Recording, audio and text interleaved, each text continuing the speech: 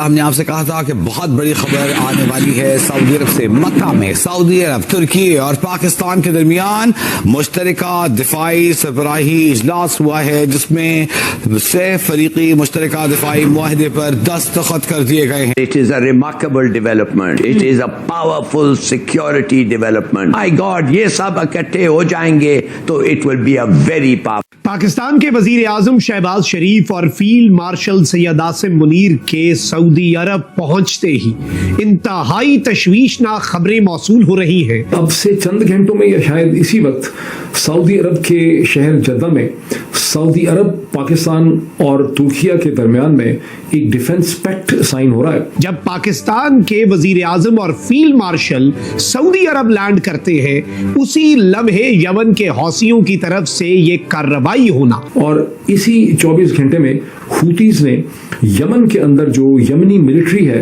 जिसको Saudi support करते हैं, सऊदी अरब की सरजमीन पर मुतअद्दिद बैलिस्टिक मिसाइल और ड्रोन्स के जरिए यमन के हौसियों का हमले का दावा। इधर तो जनाब सारी हवाई निकल गई है, शेर जो है वो बिल्ली बना हुआ है और इस वक्त कांपें टांग रही हैं और पसीने छूट रहे हैं कि करना क्या है। जो यमनी हुतीज हैं, जो ईरान के एलाइज हैं, उन्होंने दो गैर मामूली किस्म की हरकतें की हैं।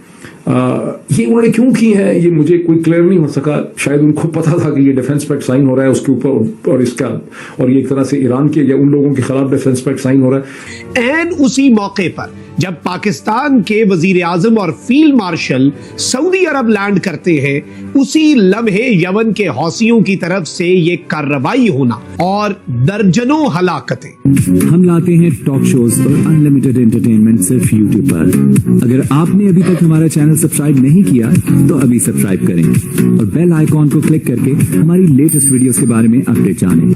यमन सीमा से लगे सऊदी अरब के नजरान इलाके में हूती विद्रोहियों की ओर से किए गए ताजा हमले ने पूरे क्षेत्र में सुरक्षा को लेकर चिंता बढ़ा दी है। इस हमले में कुल 11 नागरिक घायल हुए, जिनमें 4 साल का एक मासूम बच्चा भी शामिल है। सऊदी सेना के मुताबिक यह हमला 6 अगस्त को हुआ और इसमें रिहायशी इलाकों पर अंधाधुंध गोलीबारी की गई। घायलों में 7 सऊदी नागरिक, 1 यमन का नागरिक, 2 मिस्री और 1 पाकिस्तानी प्रवासी शामिल हैं। सऊदी सेना के प्रवक्ता ने आरोप लगाया कि हूती विद्रोहियों ने जानबूझकर नागरिक इलाकों को निशाना बनाया है। सऊदी की ओर से कहा गया कि यह हमला किसी सैन्य ठिकाने पर नहीं बल्कि आम लोगों के रहने वाले इलाके में किया गया और नागरिकों और नागरिक संपत्तियों पर हमला करना अंतर्राष्ट्रीय मानवीय कानून का खुला उल्लंघन है। पाकिस्तान के वजीर आजम शहबाज शरीफ और फील्ड मार्शल सैयद आसिम मुनीर के सऊदी अरब पहुंचते ही इंतहाई तशवीशनाक खबरें मौसूल हो रही हैं। सऊदी अरब की अफवाज पर हमला और दर्जनों हलाकतें। इसके साथ ही साथ सऊदी अरब की सरजमीन पर मुतअद्दिद बैलिस्टिक मिसाइल और ड्रोन्स के जरिए यमन के हौसियों का हमले का दावा। ये सब कुछ एक ऐसे मौके पर हो रहा है, एन उसी मौके पर जब पाकिस्तान के वजीर आजम और फील्ड मार्शल सऊदी अरब लैंड करते हैं, उसी लम्हे यमन के हौसियों की तरफ से ये कार्रवाई होना बहुत से सवालात खड़े करता है। पाकिस्तान का तो इम्तिहान है, लेकिन अब ईरान का भी एक बड़ा इम्तिहान शुरू हुआ चाहता है। पाकिस्तान और सऊदी अरब के दरमियान पिछले साल एक दिफाई मुआहिदा हुआ था, SMDA, strategic mutual defence agreement, जिसका ईरान ने भी पिछले साल खैर मकदम किया था, क्योंकि कतर पर इसराइल की स्ट्राइक्स के तनाजुर में सऊदी अरब ने यह मुआहिदा किया था। लेकिन इस सब में अब ये जो यमन के हौसियों और सऊदिया वाला फड्डा है, और जाहिर बात है कि यमन के हौसी जो हैं उन्हें ईरान का हिमायत याफ्ता करार दिया जाता है। अब सऊदी अरब की अफवाज पर हमला और 45 लोगों का मारा जाना, फिर इसके साथ ही साथ सऊदी अरब की सरजमीन पर हौसियों का हमला और उसकी जिम्मेदारी कबूल करना, और एक इंतहाई क्रूशल मरहले पर मैं सारी डिटेल्स आपके सामने रखता हूं। जरा कड़ियों से कड़ियां मिलाते हैं कि दर हकीकत हुआ क्या। नाज़रीन किराम, यमन के हौसियों और सऊदी अरब के दरमियान रीसेंट कुछ कॉन्फ्लिक्ट्स हुए जी। उस दौरान आबनाए बाबुल मंदब से सऊदी अरब की बहरी नाकाबंदी जो है उसका ऐलान कर दिया। सऊदी अरब के कुछ ऑयल टैंकर्स पर भी हमला हुआ। अब यमन के हालात ये है कि यमन में एक इंटरनेशनली रिकॉग्नाइज्ड गवर्नमेंट है, PLC प्रेसिडेंशियल लीडरशिप काउंसिल, जो कि सऊदी अरब की भी हिमायत याफ्ता है, और वहां पर एक कोएलिशन फोर्सेस का भी कयाम अमल में लाया गया ताकि हौसियों से नबरदाजमा हुआ जा सके। हौसी जो है वो खुद को फ्रीडम फाइटर्स कहते हैं, आलमी सतह पर उन्हें दहशतगर्द तंजीम करार दिया जाता है और वो बागी है। हौसी जो है उनका यमन के मुतअद्दिद इलाकों पर सना और इंपॉर्टेंट एरियाज के ऊपर कंट्रोल भी है, उनके पास अपनी आर्मी अंसारुल्लाह भी है, वो एक पैरेलल फॉर्म ऑफ गवर्नमेंट जो है उसे लेकर चलते हैं, उनकी अपनी फॉरेन मिनिस्ट्री भी है। अब यमन के हौसी जो है उन्होंने सऊदी अरब की नाकाबंदी का भी ऐलान किया, सऊदी अरब की अरामको और कुछ तेल की फैसिलिटीज पर हमले हुए। इसी दौरान अचानक से सऊदी अरब पर ड्रोन हमले हुए और वो इराक से हुए। बाद में यह कंफर्म हुआ कि इराक के मकामी गिरोहों के साथ मिलकर हौसियों ने जरा सऊदी अरब को इराक वाली साइड से भी सरप्राइज दिया। फिर सऊदी अरब ने अमेरिका के साथ मिलकर इराक की सरजमीन पर उन मकामी मुसल्लह गिरोहों के खिलाफ जो कि इराक की सरजमीन पर थे कुछ स्ट्राइक्स की, एयर स्ट्राइक्स बड़ी तबाहकुन थी वो भी। कि भाई मुठ रखो, अभी इश्के इम्तिहान, तेल देखो, तेल की दार देखो, ऐਵੇਂ ही बगलें बजा रहे हैं। सऊदी अरब के पास तेल है, पैसा है, लेकिन मरवाने के लिए उनके पास भी फौजी नहीं है। हमारे पास ना टेक्नोलॉजी है, ना पैसा है, ना तेल है, ना इकोनॉमी है, ना मईशत है, कुछ नहीं है। हमारे पास क्या है? हमारे पास आबादी है। अब सऊदी अरब को खतरा है अपनी ऑयल रिफाइनरीज का, टैंकर्स का, एयरपोर्ट्स का, बाबुल मंदब का, बहीरा अहमर का। अब इस ऑपरेशन में उम्मत मुस्लिमा की जरूरत है। आपको पता है फील्ड मार्शल शहबाज शरीफ तैयब एर्दोगान को हंगामी मोहम्मद बिन सलमान के साथ बुलाया गया है दिफाई मुआहदे के लिए, जिसे एक दफा फिर तारीखी मुआहदा कहा जा रहा है, दुनिया की तारीख का सबसे बड़ा। हालांकि पिछले साल ही घुंघरू उन्होंने अभी तक उतारे नहीं है, उछल उछल कर वो जो मुआहदा था, एक पर हमला, दूसरे पर हमला, और हमले आपके सामने हो रहे हैं।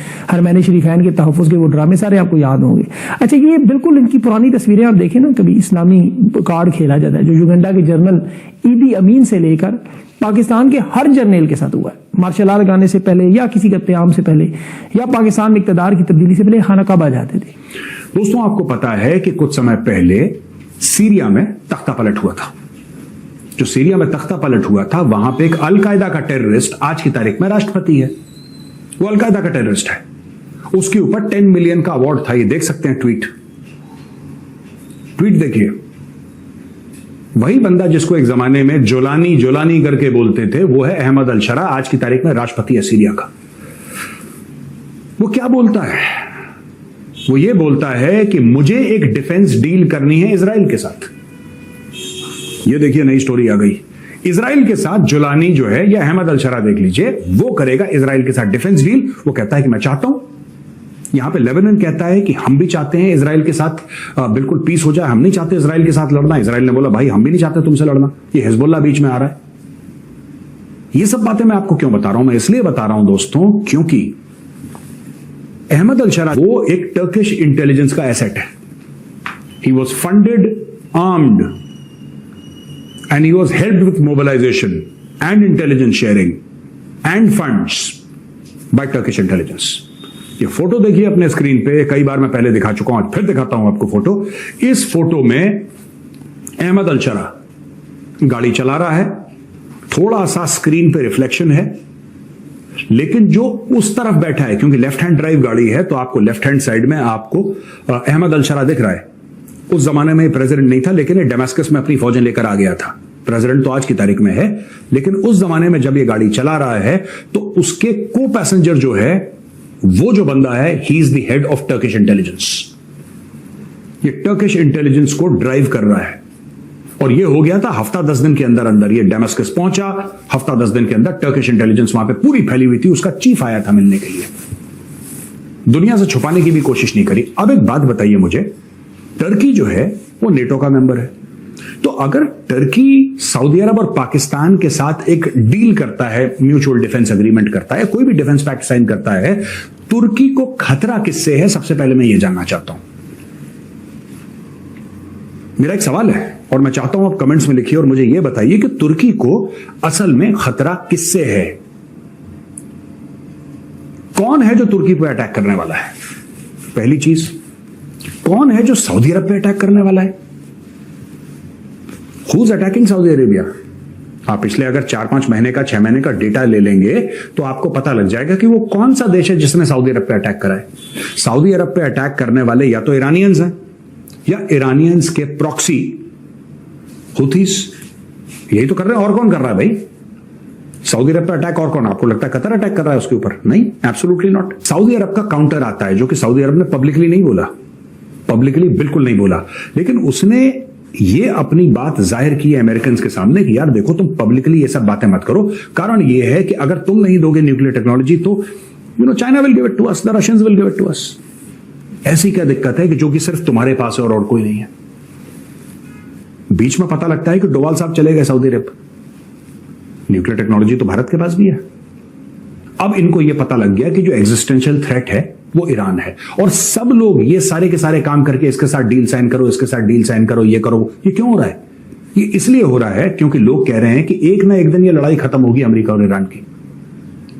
और अब लोगों को यह भी पता लग गया है कि लड़ाई खत्म होने के बाद मुश्तबा खमेनी कहीं नहीं जा रहा, IRGC कहीं नहीं जा रही, ये और खतरनाक और मजबूत बन गए हैं। पहले नई रियलिटी क्या है मिडिल ईस्ट की? Everybody is gunning for that new reality of the middle east, a more violent regime, a more powerful regime, a more vicious regime। मैं ईरान की बात कर रहा हूं, जो किसी को नहीं बख्शेगी। तो आपको ये वीडियो कैसा लगा कमेंट बॉक्स में जरूर लिखिए। इस वीडियो को लाइक कीजिए, शेयर कीजिए, सब्सक्राइब करना ना भूलिए आपके चैनल EFC और जेड को। मिलते हैं अगली वीडियो में। जय हिंद।